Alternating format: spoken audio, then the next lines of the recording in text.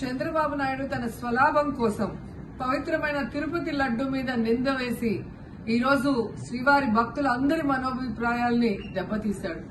So మళ్లీ ఆ భక్తుల మనోభిప్రాయాల్ని పునరుద్దరించాలని, దానికి సుప్రీంకోర్టు కలుగజేసుకుని ఇది విచారించి నిజానిజాలు తెలపాలని మొదటి నుంచి మేము కోరుకుంటూనే ఉన్నాం. ఈ రోజు సుప్రీంకోర్టు ఈ కేసుని స్వీకరించడం జరిగింది. ఈ కేసులో సుప్రీంకోర్టు కనుక కరెక్ట్ గా విచారిస్తే చంద్రబాబు నాయుడు అన్కో చేసిన అబద్దాలు ఖచ్చితంగా బయటకు వస్తాయి.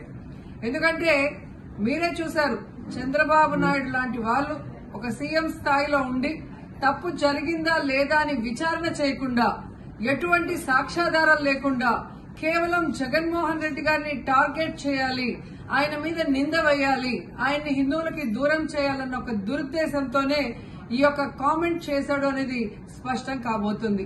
ఎందుకంటే ఈ రోజు సుప్రీంకోర్టు ఈ కేసు తీసుకునేంత వరకు, ఆ డేట్ అనౌన్స్ చేసేంత వరకు సిట్ వేయనే లేదు.